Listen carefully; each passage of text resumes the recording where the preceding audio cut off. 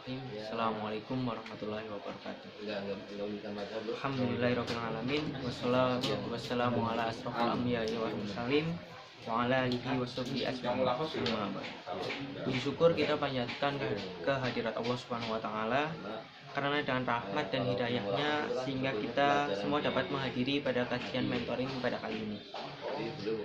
Salawat serta salam kita curahkan kepada junjungan Nabi kita Nabi Agung Muhammad SAW, kepada keluarga, sahabat, dan para pengikutnya. Ya, gimana kabarnya teman-teman? Ya, semoga kalian selalu diberi kesehatan. Untuk kajian pada pagi hari ini, materi kedua mentoring, kita akan membahas mengenai materi Syahadatain yang akan dibawakan oleh Ustadz Saifuddin Zuhri, yang dimana beliau merupakan salah satu pengajar di Pondok Pesantren Al Faruq Karanglepas. Ya, adapun tata tertib maupun adab dan ketentuan yang perlu diperhatikan. Yang pertama, senantiasa meluruskan niat untuk meraih ridha Allah Ta'ala. Yang kedua, mengkondisikan diri dalam kondisi yang terbaik sebagaimana ketika sedang dalam suatu majelis ilmu. Yang ketiga, siapkan media tulis untuk mencatat faedah-faedah penting yang nantinya disampaikan oleh Ustadz. Yang keempat, saat memasuki sesi tanya jawab, pertanyaan dikirim melalui kolom komentar dengan format nama, jurusan, dan pertanyaan. Yang kelima, bertanya sesuai dengan materi yang sedang dibahas. Yang keenam, peserta kajian dilarang merekam atau merekord dan memfoto maupun men-screenshot selama kajian berlangsung. Dan yang ketujuh, peserta kajian diharapkan mengisi form absensi yang akan dibagikan selama kajian berlangsung. Ya, langsung saja untuk menyingkat waktu kepada Ustadz, dipersilakan. Bismillahirrahmanirrahim. Assalamualaikum warahmatullahi wabarakatuh. Alhamdulillahi rabbil alamin, arrahmanir rahim, maliki yaumiddin, wa usalli wa usallimu ala nabiyyina wa habibina wa sayyidina Muhammadin wa ala alihi wa sahbihi ajma'in. Amma ba'd. Ikhwana fiddin wa akhwati fillah, rekan-rekan mahasiswa dan mahasiswi yang semoga dirahmati oleh Allah Subhanahu wa taala. Alhamdulillah, kita tentunya membuka dengan ucapan alhamdulillah sebagai ujian kita kepada Allah Subhanahu wa taala. Kita tidak henti-hentinya untuk senantiasa mengucapkan kalimat ini dalam rangka memuji Allah Subhanahu wa taala yang maha sempurna, yang berhak untuk selalu kita puji dalam keadaan apapun kita berada. Dan kita juga bersyukur kepada Allah Subhanahu wa taala atas nikmat-nikmatnya yang begitu banyak, nikmat yang tidak terhingga, nikmat yang kita rasakan setiap saat. Dan pada kesempatan pagi hari ini Allah memberikan nikmat yang sangat besar. Allah memberikan kepada kita kesempatan untuk bersama-sama belajar menuntut ilmu yang tentunya telah diketahui tentang keutamaan dari acara menuntut ilmu ini. Dan sebagaimana telah diketahui bahwa pembahasan kita pada pagi hari ini berkaitan dengan masalah syahadatain atau dua kalimat syahadat. Tentu saja ini adalah perkara yang sangat penting karena tingginya kedudukan dan pentingnya posisi dua kalimat syahadat dalam agama kita. Ibarat bangunan, dua kalimat syahadat ini adalah fondasinya. Sebagaimana juga Nabi SAW menyebutkan dalam hadis yang diriwayatkan oleh Imam Bukhari dan oleh Imam Muslim, menggambarkan bahwa Islam itu ibarat bangunan. Nabi menyatakan bunyal Islam ala khamsin, agama Islam dibangun di atas lima perkara. Kemudian disebutkan oleh Nabi SAW, syahadati an la ilaha illallah wa anna Muhammadar Rasulullah wa iqamis salah wa ita'iz zakah wa shaumi Ramadan wa haji ila baitillahil haram wa kama qala sallallahu alaihi wasallam. Disebutkan di situ dibangun di atas 5 perkara. Yang pertama adalah 2 kalimat syahadat. Jadi 2 kalimat syahadat ini adalah fondasi dari rukun Islam yang lainnya. Maka ini menjadi perkara yang sangat penting. Seorang yang tahu tentang bangunan, ketika dia ingin membangun, tentunya dia akan sangat perhatian dengan fondasi yang akan dibangun di atasnya bangunan. Maka ini menggambarkan betapa pentingnya 2 kalimat syahadat dalam agama kita, karena dia itu posisinya ibarat fondasi dari bangunan Islam yang telah Allah karuniakan kepada kita. Dan ketika Nabi Muhammad SAW ditanya tentang Islam oleh malaikat Jibril dalam hadis yang dikenal dengan hadis Jibril, ketika ditanya tentang Islam, Nabi SAW menjawab, anta syahada an la ilaha illallah wa anna Muhammadar Rasulullah wa tuqimus salah wa tu'tiyaz zakah wa tasuma Ramadan wa tahujjal bait. Nabi SAW ketika ditanya tentang Islam, Nabi SAW menafsirkan Islam itu dengan menyebutkan pertama kali 2 kalimat syahadat. Kemudian setelah itu rukun Islam yang lainnya. Sehingga pembahasan ini merupakan pembahasan yang sangat penting yang harus diperhatikan oleh setiap kaum muslimin. Dan persaksian ya, terhadap syahadat la ilaha illallah wa anna Muhammadar Rasulullah ini persaksian yang tidak cukup hanya diucapkan saja. Oleh karena itu harus kita pelajari, karena tidak cukup hanya diucapkan, tapi harus difahami maknanya. Harus difahami maknanya, dan di sana ada kandungan yang harus diamalkan. Ada kandungan dari kalimat yang harus diamalkan, sehingga harus diucapkan, harus diyakini, dan harus diwujudkan dengan amalan. Ini persaksian secara umum ya. Seorang ketika jadi saksi, maka dia tidak bisa hanya sekedar mengatakan saya saksi, tapi dia tidak tahu permasalahan. Dalam urusan dunia pun tidak akan diterima persaksiannya. Maka dalam hal ini, apalagi dalam perkara yang sangat besar berkaitan dengan Islam, maka persaksian seseorang terhadap la ilaha illallah dan persaksian seseorang terhadap Muhammadur Rasulullah, ini persaksian yang tidak asal diucapkan atau tidak hanya sekedar diucapkan, tapi harus difahami dia bersaksi tentang apa ya, apa yang dia persaksikan dari 2 kalimat ini. Oleh karena itu pembahasan ini sekali lagi merupakan pembahasan yang betul-betul harus dipelajari oleh kaum muslimin, agar betul-betul kita telah bersaksi dengan 2 kalimat ini, dan kemudian akan dibangun amalan-amalan kita di atas persaksian ini. Sementara sebagian kaum muslimin ada yang menganggap bahwa cukup mengucapkan kemudian berbuat apapun setelah mengucapkan tidak akan berpengaruh pada kalimat ini. Ini tidak benar. Karena ketika seseorang sudah mengucapkan 2 persaksian ini, kemudian dia beribadah kepada selain Allah misalnya, maka tidak bermanfaat ucapannya, karena dia telah melanggar apa yang dia telah persaksikan dari kalimat ini.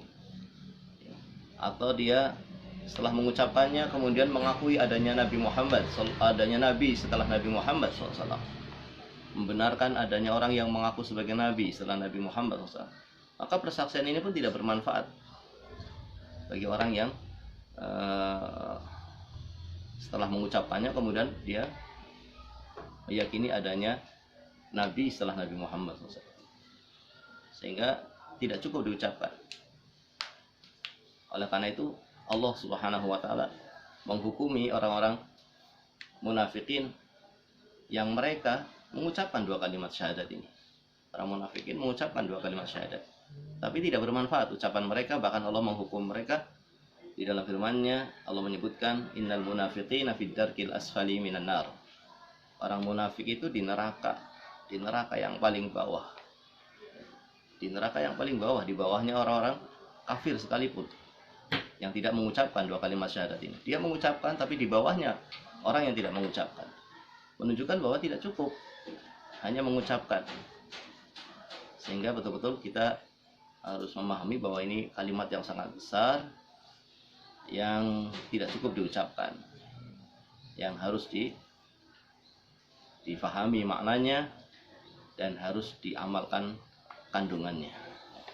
Adapun makna dari dua kalimat syahadat ini, yang pertama syahadat la ilaha illallah. Syahadat la ilaha illallah, bersaksi terhadap kalimat la ilaha illallah. Apa itu la ilaha illallah? Para ulama menyebutkan la ilaha illallah itu artinya la ma'buda haqqun illallah, atau la ma'buda bihaqqin illallah.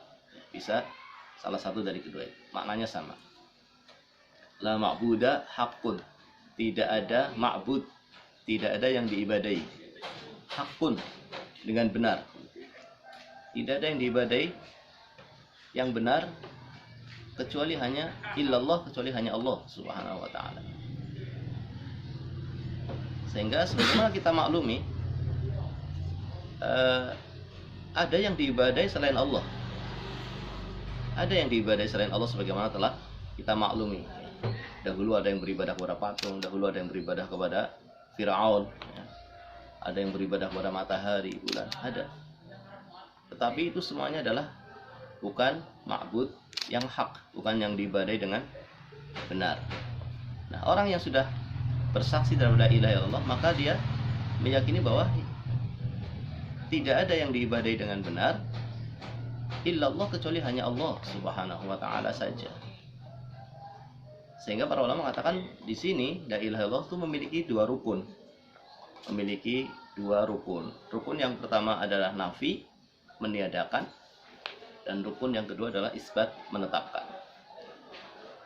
Meniadakan maksudnya apa? Meniadakan yang diibadahi selain Allah. Menafikan semua yang diibadahi selain Allah, dan ini dari kalimat la ilaha. La ilaha ini rukun yang pertama, menunjukkan peniadaan terhadap yang diibadahi selain Allah. Selain Allah itu tidak berhak diibadahi. Dan selain Allah itu sesembahan yang batil. Yang hak hanya Allah. Kemudian ditetapkan illallah. Ini rukun yang kedua, illallah, isbat, menetapkan bahwa Allah lah satu-satunya yang diibadahi. Oleh karena itu di dalam Al-Quran Allah Subhanahu wa ta'ala berfirman dalam surat Al-Baqarah ayat 256, Allah berfirman, "Faman yakfur bit-taghut wa yu'min billah faqad istamsaka bil 'urwatil wuthqa lan fisama laha wallahu sami'un 'alim." Barang siapa yang kufur, mengingkari selain Allah, mengingkari selain Allah, meniadakan selain Allah, dinafikan selain Allah, wa yu'min billah, kemudian dia menetapkan Allah sebagai satu-satunya yang diibadahi dengan benar, faqad istamsaka bil 'urwatil wuthqa, maka dia telah berpegang dengan tali yang amat kuat, yaitu tali la ilaha illallah, yang tidak akan pernah putus, tali yang sangat kuat, yaitu kalimat la ilaha illallah. Dengan sebab dia mengingkari sesembahan selain Allah, menafikan sesembahan selain Allah, dan mengimani Allah lah sebagai satu-satunya yang diibadahi dengan benar. Sehingga sekali lagi la ilaha illallah itu memiliki dua rukun, menafikan dan menetapkan. Dan tidak cukup seorang beribadah kepada Allah tapi dia belum menafikan selain Allah. Tidak cukup. Meskipun dia beribadah kepada Allah tapi masih beribadah kepada selain Allah, maka dia belum bersaksi dengan dua kalimat syahadat ini. Karena dua kalimat syahadat ini memiliki rukun menafikan selain Allah di samping menetapkan.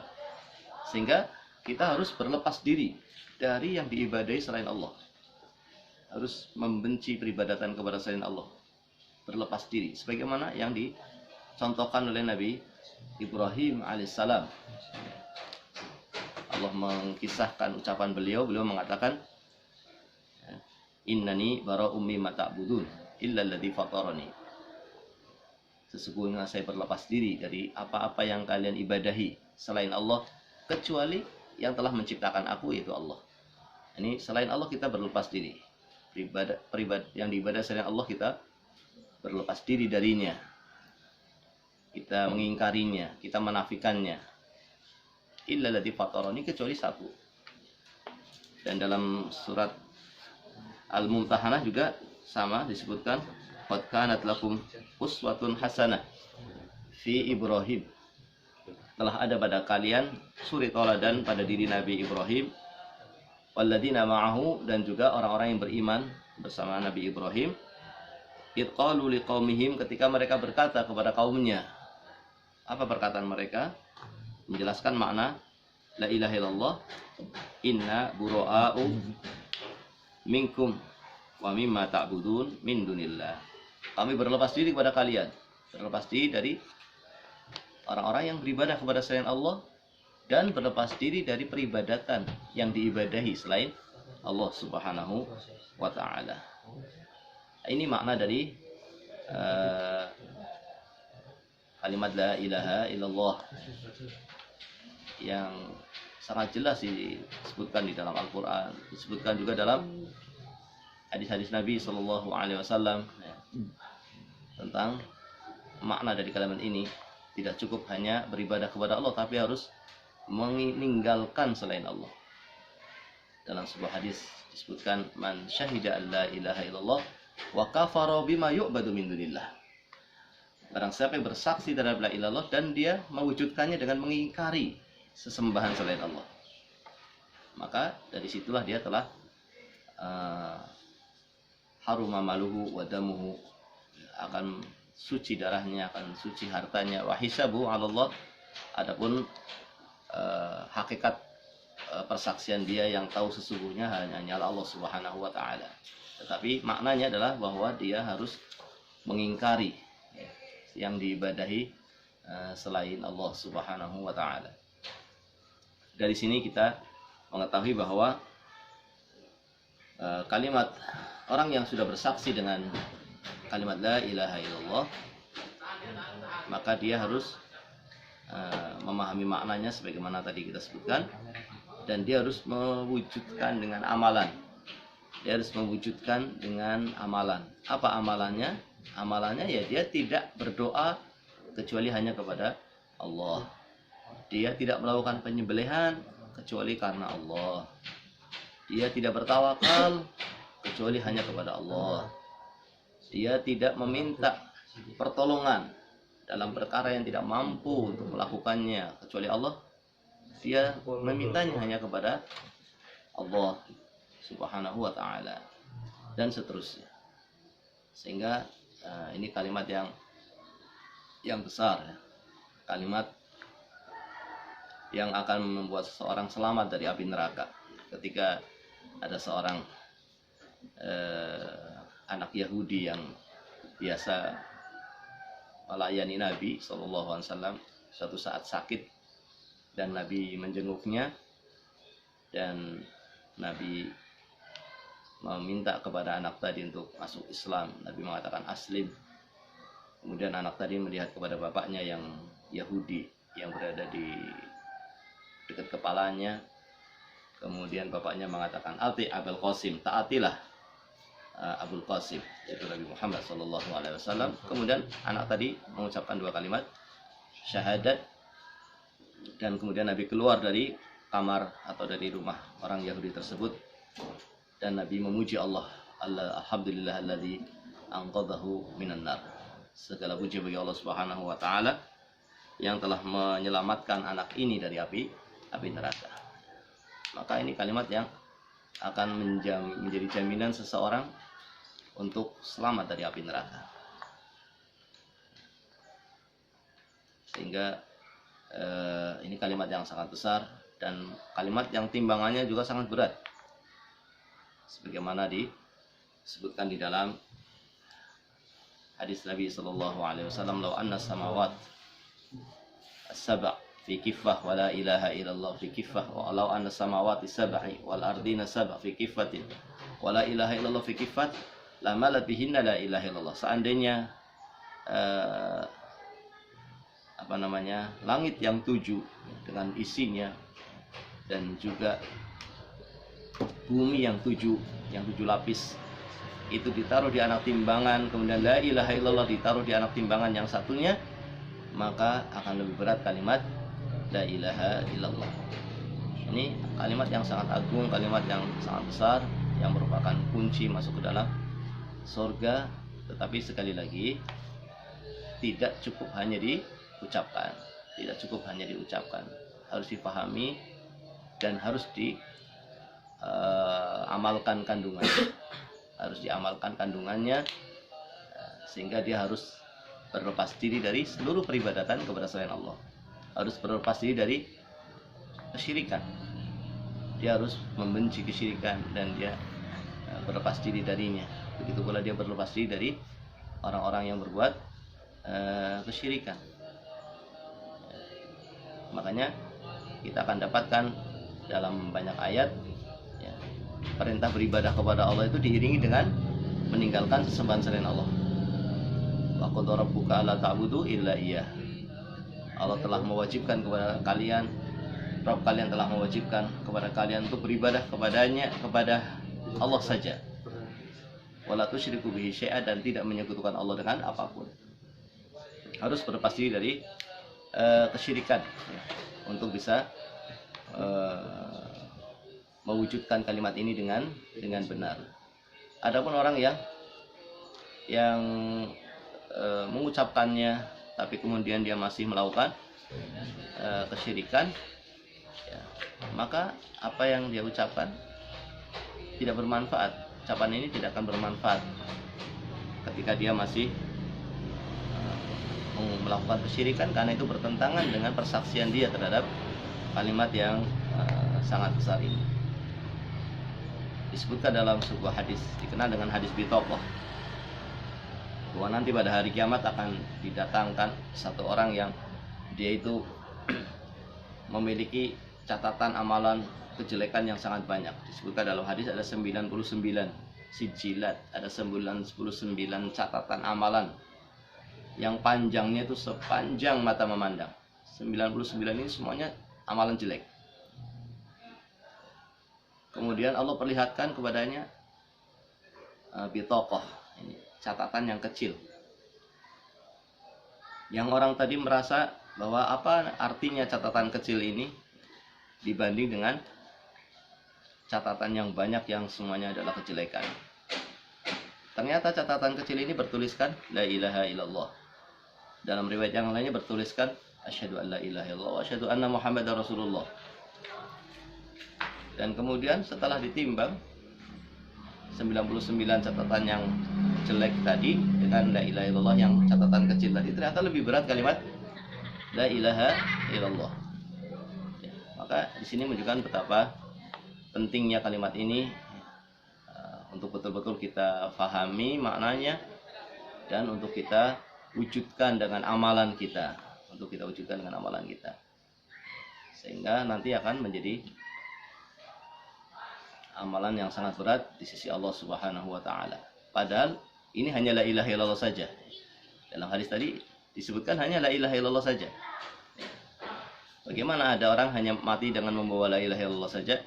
Ya, barangkali dia baru mengucapkan kemudian dia meninggal dunia dan dia belum sempat untuk menjalankan ibadah-ibadah yang lainnya.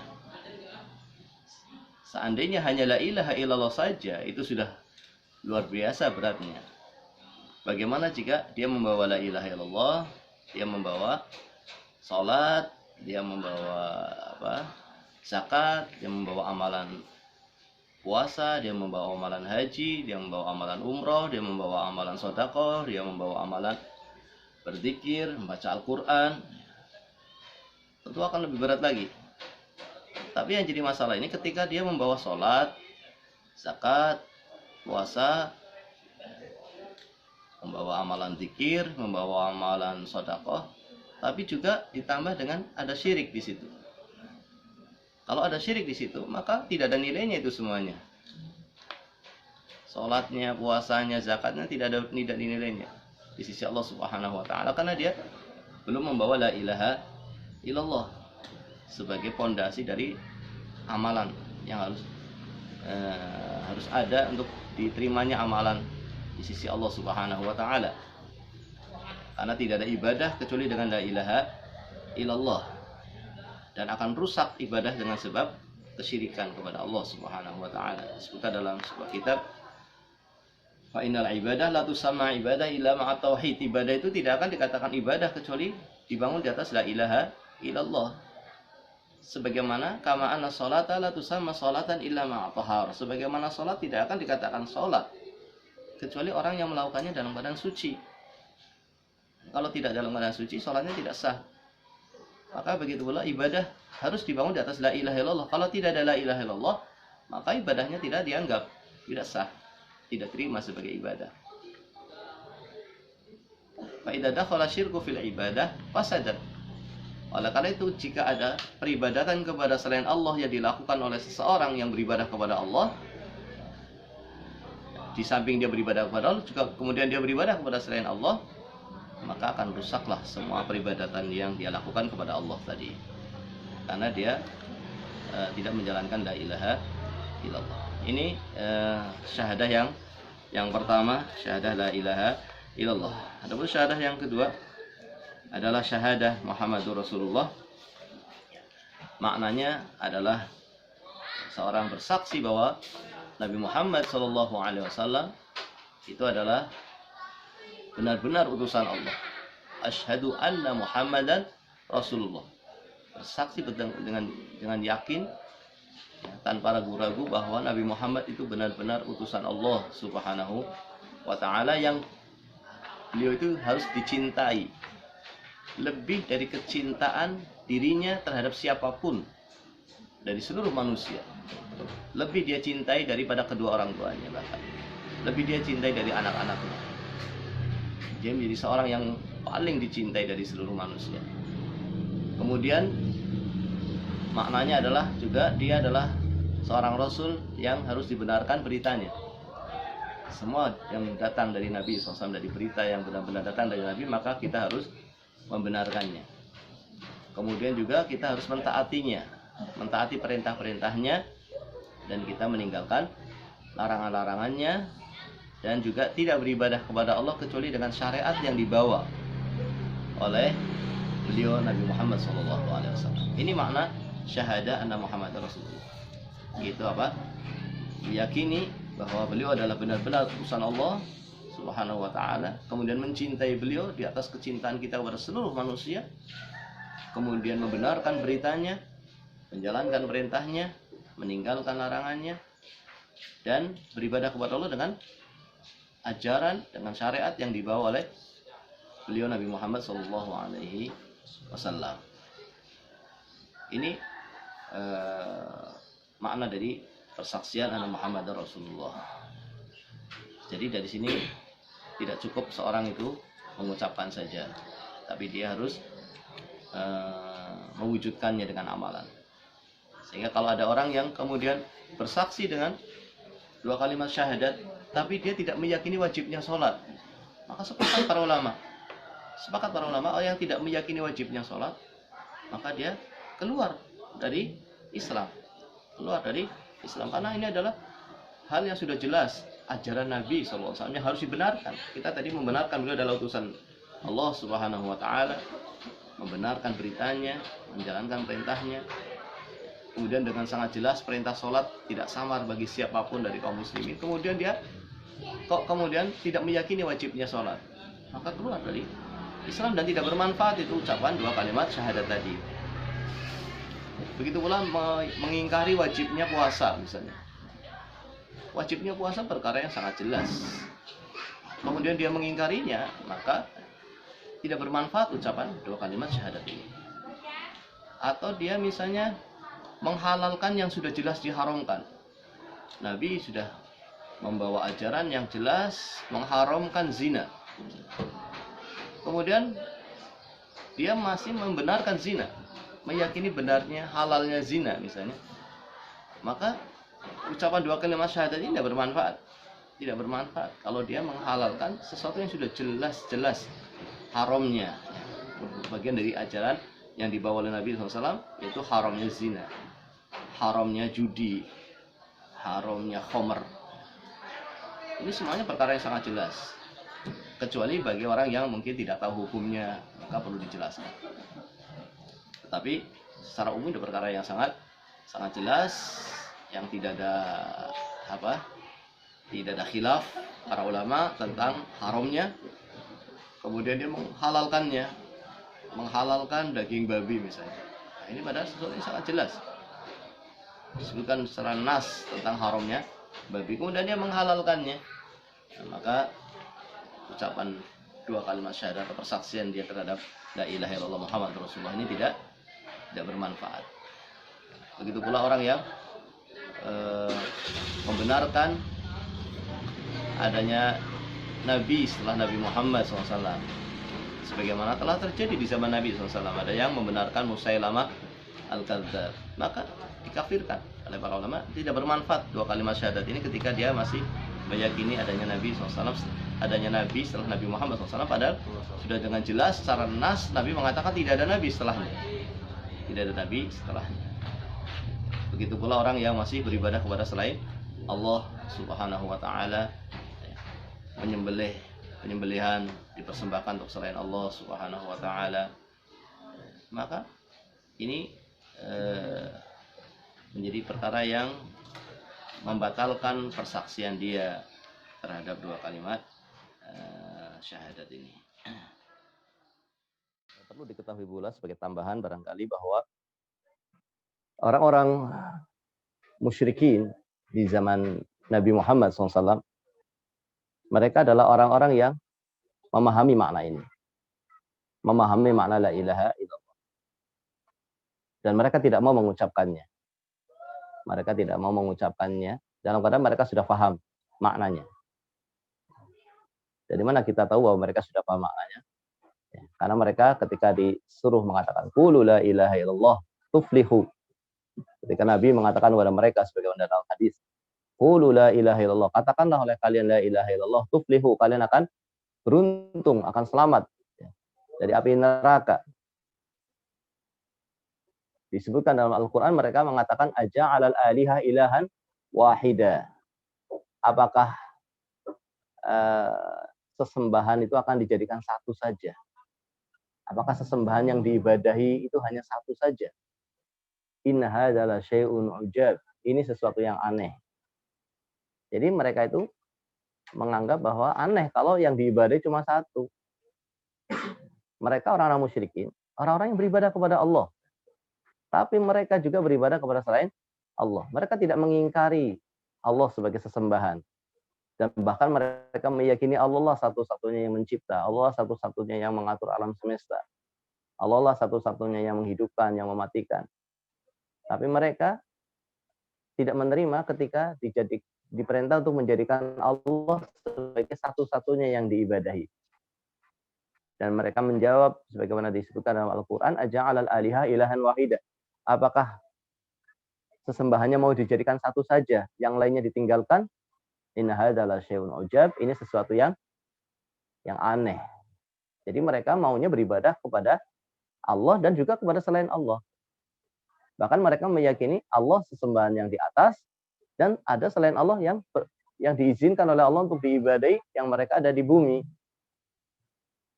Ini keyakinan orang-orang musyrikin. Artinya jangan sampai kita memahami dengan pemahaman yang seperti orang-orang musyrikin tadi.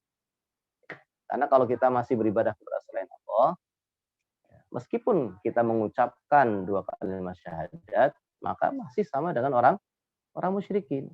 Karena orang musyrikin itu tidak mau meninggalkan sesembahan selain Allah. Sehingga mereka tidak mau mengucapkannya. Dan ini sama saja dengan orang yang mengucapkan, tapi dia juga tidak mau meninggalkan sesembahan selain Allah. Tidak ada bedanya. Karena dia masih beribadah kepada selain Allah, maka ucapannya tidak bermanfaat. Ucapan terhadap 2 kalimat syahadat ini tidak bermanfaat. Sehingga ini harus dipahami, karena ini adalah perkara yang sepakat seluruh para nabi membawa kalimat la ilaha illallah. Tidak ada satupun Rasul kecuali mengajak kepada kalimat ini. Tidak ada satupun Rasul kecuali mengajak kepada kalimat la ilaha illallah. Allah berfirman, wa qad ba'atsna fi kulli ummatin rasula an ya'budullaha wajtanibut taghut. Dan telah kami utus pada setiap umat seorang rasul. Untuk apa? Untuk mengajak manusia an ya'budullah, beribadah agar beribadah kepada Allah. Cukup apa tidak? Tidak. An ya'budullah wajtanibut taghut. Beribadah kepada Allah dan meninggalkan yang diibadahi selain Allah. Meninggalkan yang diibadahi selain Allah. Sehingga tidak cukup hanya beribadah kepada Allah, tapi dia harus terlepas diri dari yang diibadahi selain Allah. Dan ini adalah ajaran seluruh para rasul, dan ini adalah agama seluruh para rasul. Sehingga orang yang ingin berada di atas agama Islam, sebagaimana yang dibawa oleh Rasulullah SAW, dia harus memahami makna la ilaha illallah ini, dan dia harus mewujudkannya dalam kehidupan dia di dunia ini. Ya. Wallahu taala alam bisawab. Mungkin ini ya yang saya sampaikan. Kalau ada beberapa yang perlu ditanyakan. Ya, ini Ustadz ada yang bertanya. Assalamualaikum Ustadz, izin bertanya dari Nadia Maharani, administrasi perkantoran. Apakah yang membatalkan kesaksian syahadat hanya sebatas tidak mewajibkan sesuatu yang wajib, menghalalkan yang haram, dan mempercayai ada nabi lain setelah Nabi Muhammad? Apakah ada hal lainnya yang bisa membatalkan syahadat selain ketiga hal tersebut? Terima kasih. Baik, nah, bismillahirrahmanirrahim. Alhamdulillahirabbil alamin. Wassalatu wassalamu ala nabiyyina Muhammadin wa ala alihi washabihi ajma'in. Ya. Pembatal Islam itu sangat banyak ya. Sangat banyak, dan sebagian para ulama menyebutkan dalam kitab, menyusun kitab namanya Nawaqidul Islam, pembatal Islam, dan di sana disebutkan ada 10. Tapi 10 itu pun bukan berarti pembatasan, tapi 10 itu adalah yang paling terjadi, paling banyak terkenal terjadi, paling banyak terjadi dari pembatal-pembatal Islam. Disebutkan dalam sebuah kitab namanya Nawaqidul Islam. Di sana disebutkan adanya pembatal Islam yang disebutkan ada 10. Kalau yang tadi kita sebutkan hanya beberapa ya. Kemudian dalam kitab itu disebutkan ada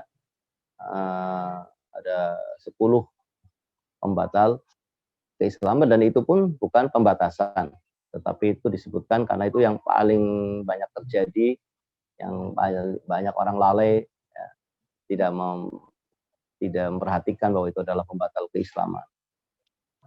Di antaranya masuk di dalamnya juga sihir ya. Sihir ini juga masuk ke dalam pembatal keislaman. Kemudian meyakini bahwa ada petunjuk yang lebih baik dari petunjuk Nabi Muhammad SAW. Meyakini adanya petunjuk yang lebih baik dari petunjuk Nabi Muhammad SAW. Ini juga membatalkan keislaman. Seorang muslim harus meyakini bahwa sebaik-baik petunjuk adalah petunjuk Nabi Muhammad SAW. Kemudian juga adanya keyakinan sebagian orang yang bisa keluar atau tidak terikat dengan salah satu syariat dari syariat Nabi SAW. Ini menganggap bahwa ada seorang yang boleh tidak mengikuti syariat atau sebagian dari syariat Nabi SAW. Ya. Karena ada sekelompok yang menganggap bahwa manusia terbagi menjadi beberapa tingkatan. Ada tingkatan syariat, ada tingkatan ma'rifat, ada tingkatan hakikat. Suatu saat pada tingkatan yang tidak lagi terikat dengan syariat. Ini sudah tingkatan bahkan dianggap sebagai tingkatan yang paling tinggi, karena kalau sudah tidak terikat dengan syariat, ini keluar dari Islam, karena syariat itu bagi seluruh umat Nabi Muhammad SAW. Bahkan nanti Nabi Isa alaihissalam ketika turun di akhir zaman sebagai bagian dari umat Nabi Muhammad SAW, beliau mengikuti syariat Nabi Muhammad SAW. Beliau mengikuti syariat Nabi Muhammad, tidak mengikuti syariat yang dibawa oleh beliau pada waktunya dulu, ketika diutus sebagai Rasul. Maka kalau ada orang yang menganggap bisa meninggalkan, tidak terikat dengan syariat Nabi Muhammad SAW, meyakini seperti itu, maka ini bisa mengeluarkan dari keislaman. Begitu pula orang yang berdoa kepada Allah dengan perantaraan orang yang sudah meninggal dunia. Ibadah kepada Allah, tapi dengan perantaraan orang yang sudah meninggal dunia, dia meminta, mendatangi kuburan orang yang sudah meninggal dunia, kemudian meminta kepada Allah melalui orang tadi. Dia panggil nama orang tadi untuk memintakan kepada Allah. Ya, dianggapnya sebagai syafaat. Ini adalah pembatal keislaman juga. Karena ini perbuatannya orang musyrikin dahulu. Allah menyebutkan di dalam firman-Nya, wa ya'buduna min dunillahi ma la yadhurruhum wa la yanfa'uhum wa yaquluna haula'i syufa'una indallah. Mereka beribadah kepada selain Allah yang mereka meyakini bahwa selain Allah itu tidak bisa memberikan manfaat, tidak bisa menghilangkan madarat, tetapi mereka beribadah kepada selain Allah. Kenapa? Mereka jadikan sebagai perantara untuk meminta kepada Allah. Mereka yakin yang beri manfaat itu Allah, yang menghilangkan madarat Allah. Tapi memintanya tidak langsung kepada Allah, tapi melalui orang yang sudah meninggal dunia. Ini ibadahnya orang musyrikin.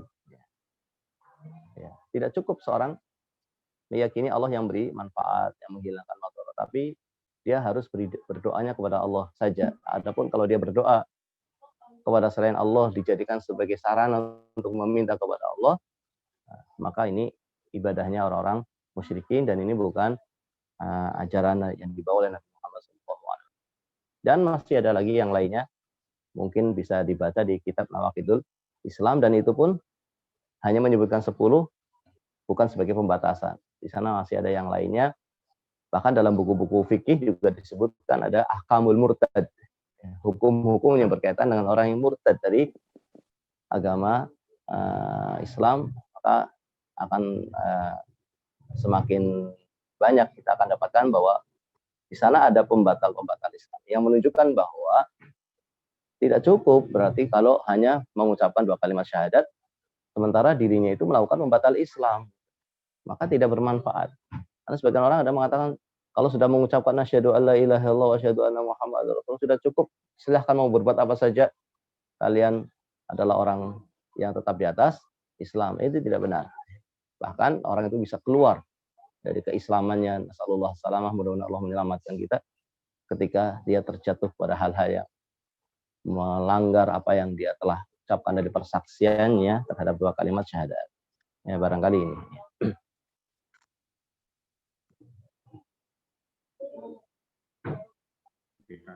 Ya, terima kasih Ustadz. Ini ada pertanyaan lagi dari Mas Deka Abib Pratama dari jurusan D3 Akuntansi. Assalamualaikum Ustadz.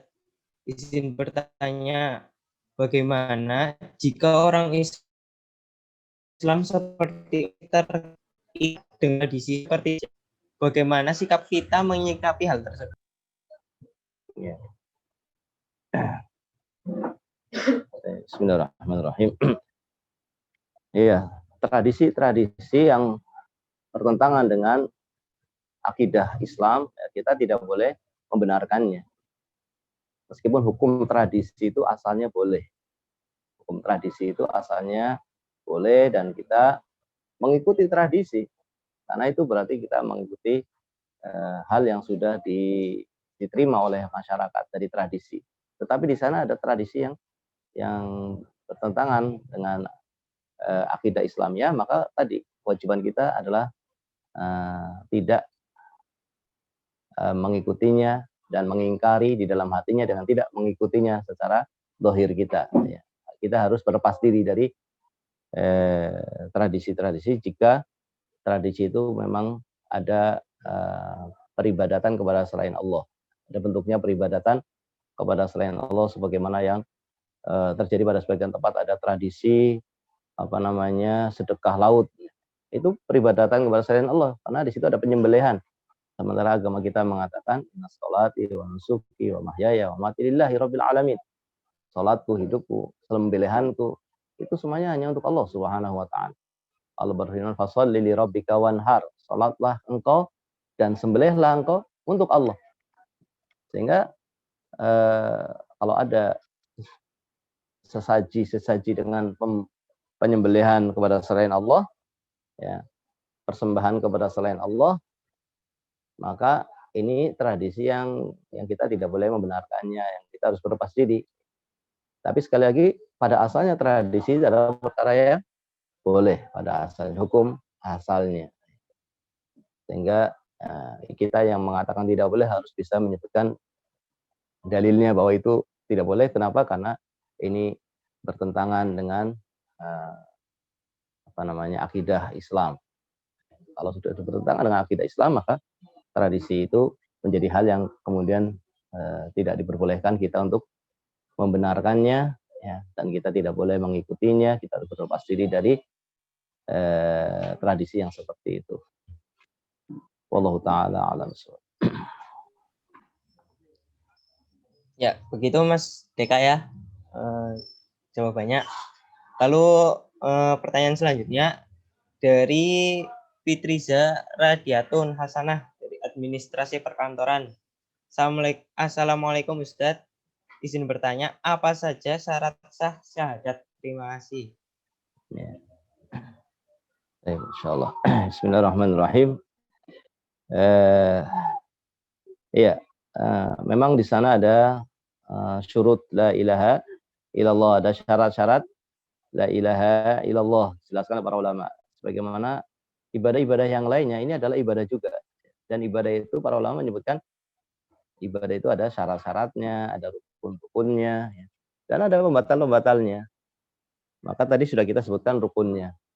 Dan di sana juga ada syarat-syarat dari la ilaha illallah.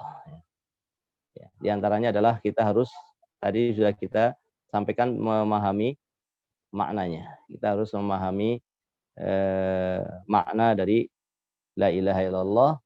Maka menjadi syarat yang pertama adalah al-ilmu.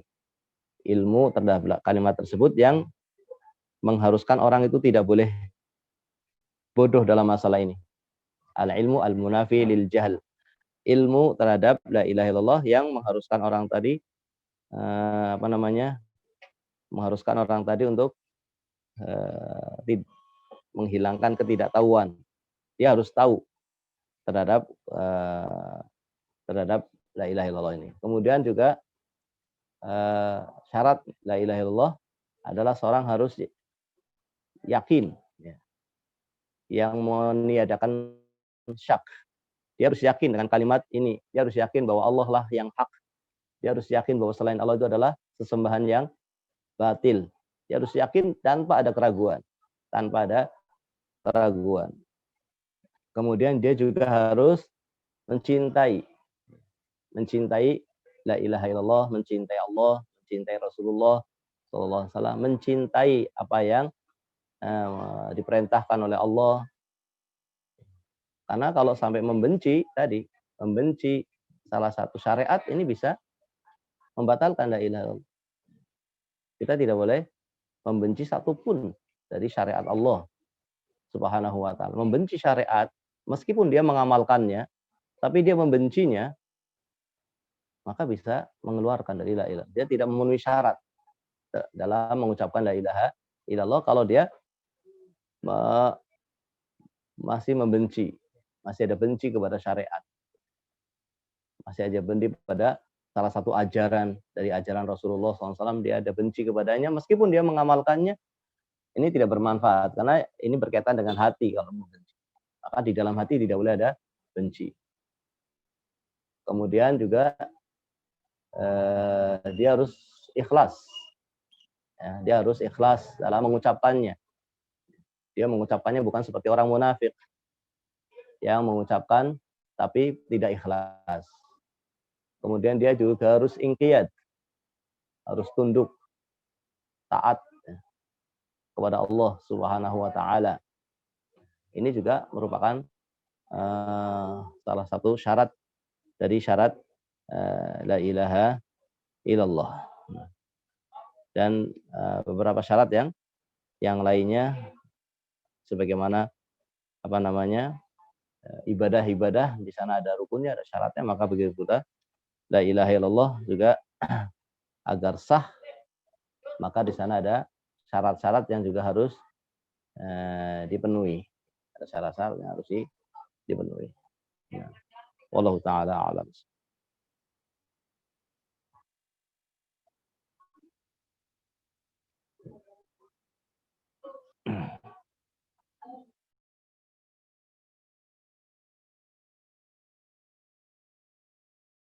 Sarah Atrasina dari Akuntansi Internasional izin bertanya, jika ada orang yang malas beribadah tapi ia tidak mempercayai Tuhan lain, apakah ia termasuk musyrik juga? Terima kasih.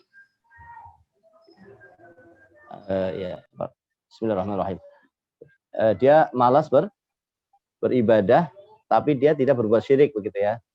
Dia tidak beribadah kepada selain Allah, tapi dia malas. Dia yakin bahwa Allah sebagai satu-satunya ibadahi. Jadi membenarkan agama Allah, dia membenarkan syariat Allah. Dia tidak membenci satupun dari syariat Allah, tapi dia malas melakukannya. Maka di sini tidak sampai kepada pembatal keislaman. Tidak sampai kepada pembatal keislaman. Yang sampai kepada pembatal keislaman ketika dia membencinya. Tapi kalau dia malas, maka tidak sampai pada membatalkan 2 kalimat syahadat. Misalnya malas dari berpuasa misalnya. Sehingga dia atau malas dari melakukan salah satu ibadah. Kecuali satu, ada yang para ulama meskipun khilaf ketika dia malas sholat sampai akhirnya meninggalkannya. Malas sholat sampai akhirnya dia meninggalkan sholat.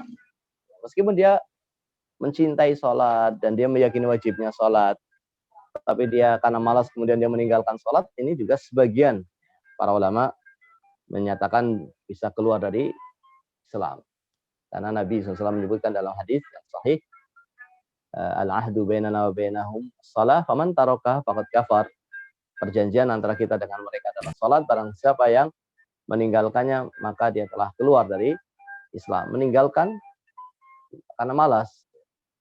Tapi kalau dia tidak meyakini wajibnya, itu sepakat para ulama bahwa 2 kalimat syahadat ini tidak bermanfaat. Tapi kalau malas, maka di sini ada khilaf ya.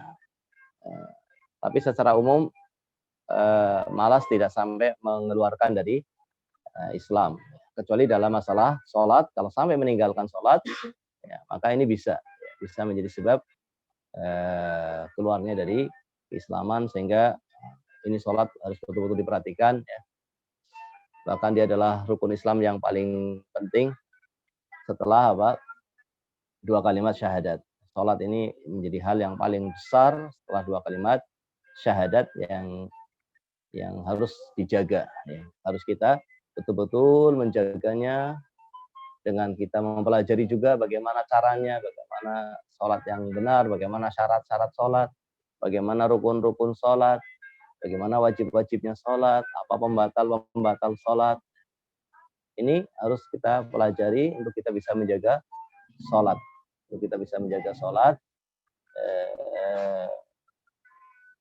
sebagai satu amalan yang paling besar setelah 2 kalimat syahadat yang tidak boleh tinggalkan. Meskipun dalam keadaan apapun, meskipun sakit, tidak boleh tinggalkan. Sehingga kalau malas dalam hal ini sangat berbahaya. Tapi secara umum malas tidak sampai menjadi sebab pembatal keislaman. Wallahu ta'ala a'lam. Ya, untuk pertanyaan terakhir ini Ustadz. Assalamualaikum warahmatullahi wabarakatuh. Ustadz, saya Zulfa dari Akuntansi Internasional izin bertanya, bagaimana jika terdapat seseorang yang meninggalkan agama Islam atau murtad karena perihal jodoh dan permintaan orang tuanya? Terima kasih.